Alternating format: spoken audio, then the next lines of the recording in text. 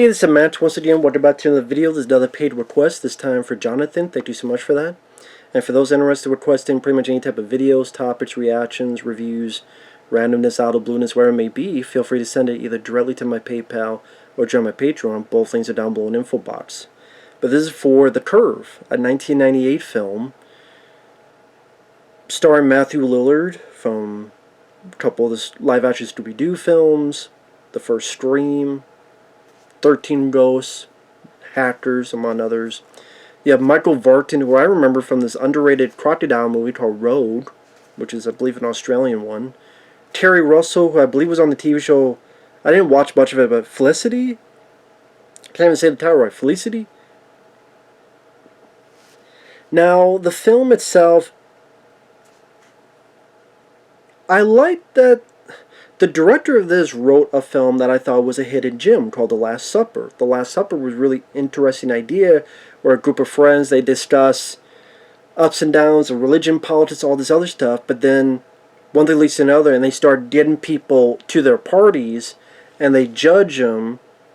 And if they judge him and think he's guilty, they will poison the person, whether based on their ideals of politics, religion, racism, whatever it may be. I think you got like Cameron Diaz in it. I think there's Courtney B. Vance. It's a pretty interesting film. Ron Perlman, Jason Alexander. I did quite like that movie. So he wrote that and he directed this. And this one, it tries to have a lot of twists in it in the third act, and I think that hurts it more than helps. Because the general premise is based on an urban legend, which I remember when this was going around, where if your roommate does that to himself, well, not with a finger, but gets rid of himself, then the roommates get a 4.0. Because I remember there was a comedy around this time called Dead Man on Campus with Mark Paul Gosselaar, Zach from Saved by the Bell, and I think the guy from American Werewolf in Paris? Was it Tom Everett Scott or something? I remember not minding that film for what it is. Silly, goofy, but I remember having some entertainment. I'd probably say I like that over this one. But for what I understand, that was an urban legend. That's not actually true. If I'm wrong, feel free to let me know. Now, you don't get a lot of development of the characters because of the twists. So, everyone just seems like a scumbag. You have this guy named Rand, who is a dickhead and treats his girlfriend like a struck puppy. You have Michael Vartan, who really wants to get into college, I think Harvard. Wants to get into Harvard. And seems like the nice guy of the group. Keri Russell, a bit of his girlfriend. Matthew Lillard is an instigator. He's a manipulator. And being a fan of Matthew Lillard, I do quite like the guy. It was cool to see him do, it's his shtick, but in a different parameter. I like Matthew Lillard. I thought he did a good job. If you don't like Matthew Lillard, I don't think this will change your opinion. But it's not my favorite role of his. I think his role in 13 Ghosts is a bit underrated, and I would put Scream above this definitely, and others. But it's just always cool to see Matthew Lillard in a bigger role, in a role like this. I even don't mind Without a Paddle with him, Seth Green, and forget the third guy. But yeah, everybody's conniving against each other. And at times, you're kind of wondering where this is going, because you don't really get a lot of insight to the characters. You have this one guy who's like the campus private security guy. His performance, for some reason, is very over the top, with a little southern accent, like a little bit of foghorn leghorn outside. It's weird that this is supposed to be a bit of a darker, maybe black comedy story, but then this guy seems like he would be in Dead Man on Campus. Maybe went to the wrong film. And there are scenes I don't mind, like Michael Vartan and this guy Rand. They do the deer hunter, but it's with beer cans. So they're egging each other on as if it's Russian roulette, but it's with beer cans, and they open it. Will it splash on them or not? That was kind of entertaining. So one thing leads to another. Rand finds out that his girlfriend is pregnant. He gets pissed. Michael Vartan tries to calm things down. Rand punches Michael Vartan in the face. One thing leads to another. Matthew Lillard and Michael Vartan makes this plan to kill their roommate Rand. Get him drunk, feed him a little bit of poison, and one thing leads to another, get him off a cliff. Before Matthew Lillard says, "Hey, should I smash his head with a rock?" I can't do Matthew Lillard. "Hi guys, should I smash his head with a rock?" You're very big from Lillard. That's one thing. I think there are times he could have calmed that a little bit down, which would have made things a little bit more unique for his performance.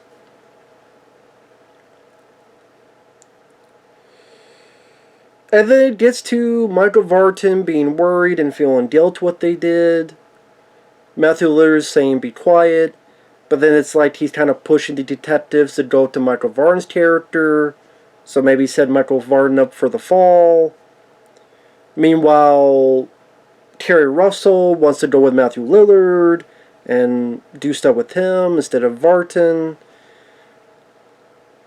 And other stuff goes on. They're conniving amongst each other. There's a psychiatrist that gets a little bit involved. There's 2 police officers. The closest you get to character development is there's a scene where Matthew Lillard is kind of talking about how he never had a real friend, and you don't quite know if he's lying about it or if he's actually being truthful. But I get the sense that he was being a little bit more truthful, that he pushes people to see if he's a friend. But I don't know, he's still a manipulator, so it might not have been the case.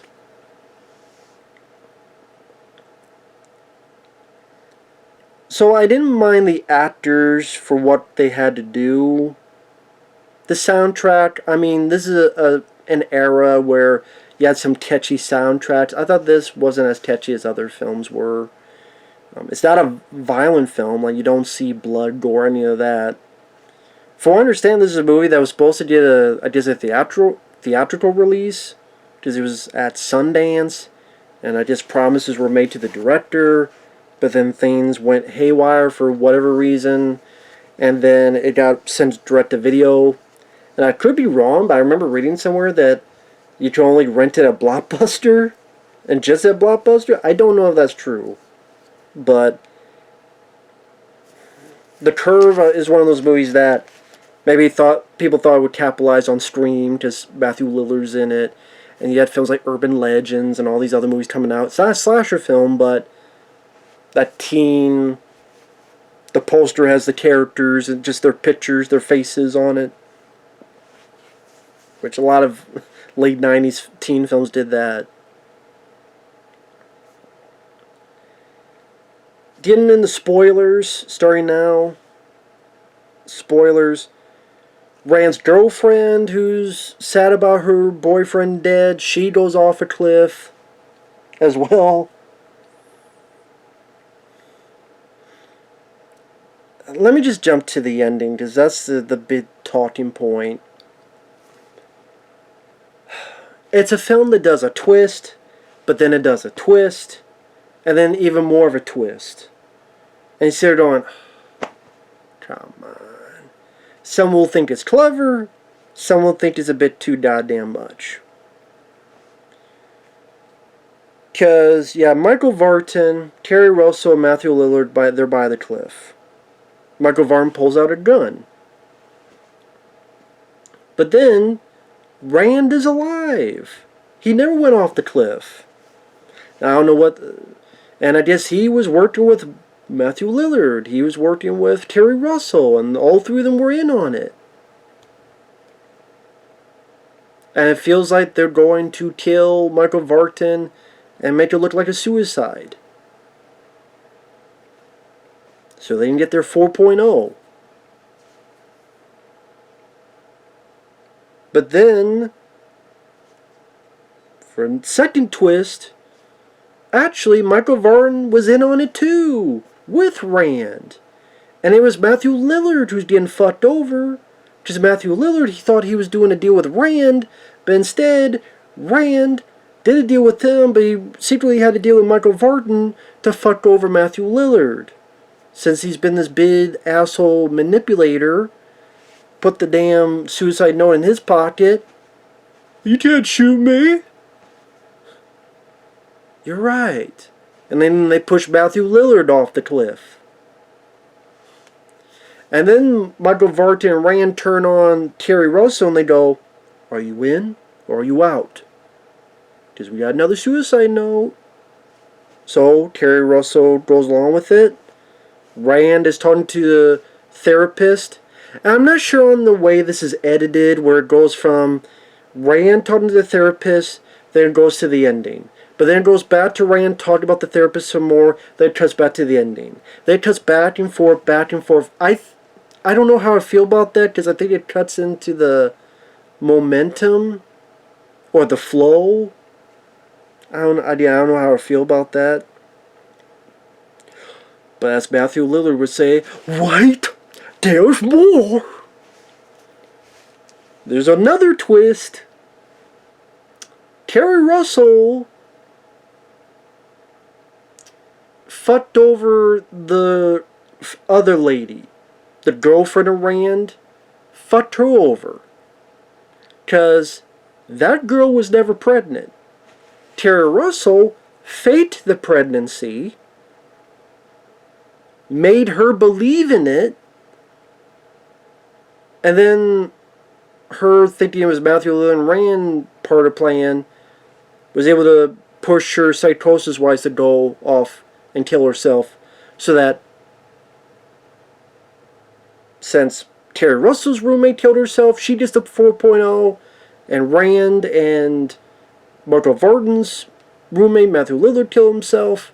Now they get the 4.0. Which then leads to more questions like, I don't know.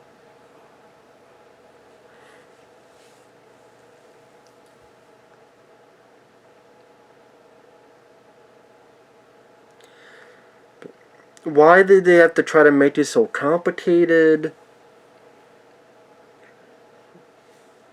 I mean,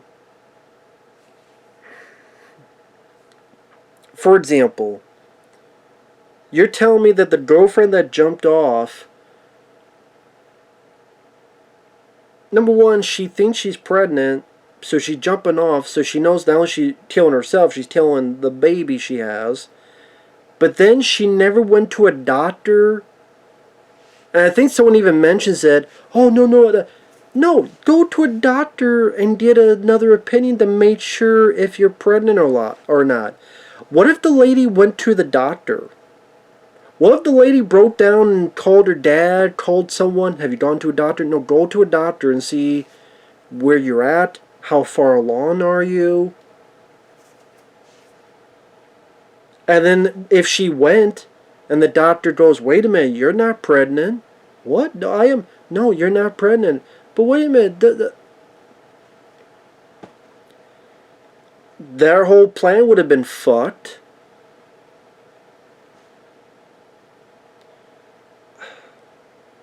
What if Matthew Lillard had carried a gun as well at the end, just in case? Which you would think he would, because Michael Vartan pulls out a gun. What if he got bullets in it without Matthew Lillard knowing? Would Matthew Lillard want a gun as well and then pull it out?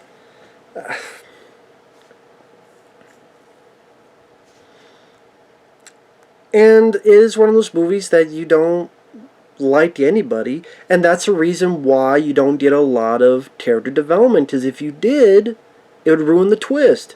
Well, you can't develop Michael Vartan much, because, oh, he's actually a scumbag as well. 1 to 4.0.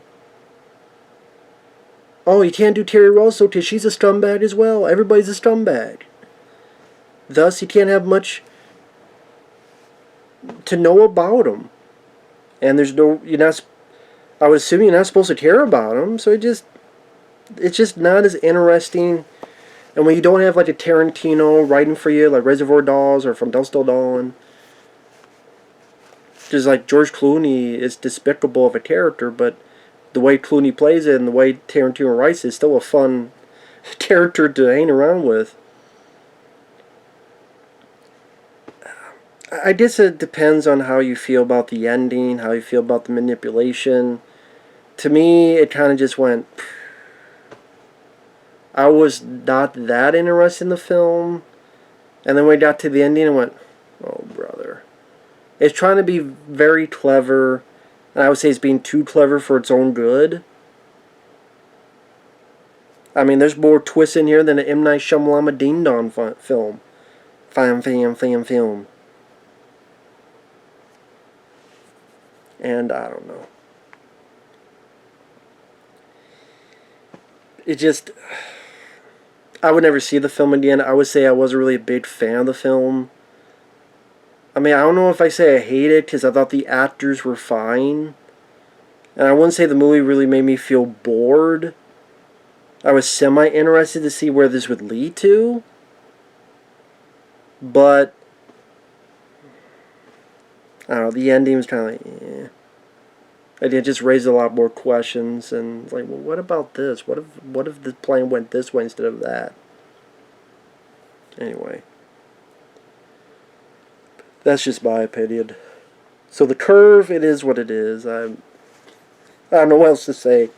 Thanks for watching. Take care. We'll see you guys later. Bye-bye.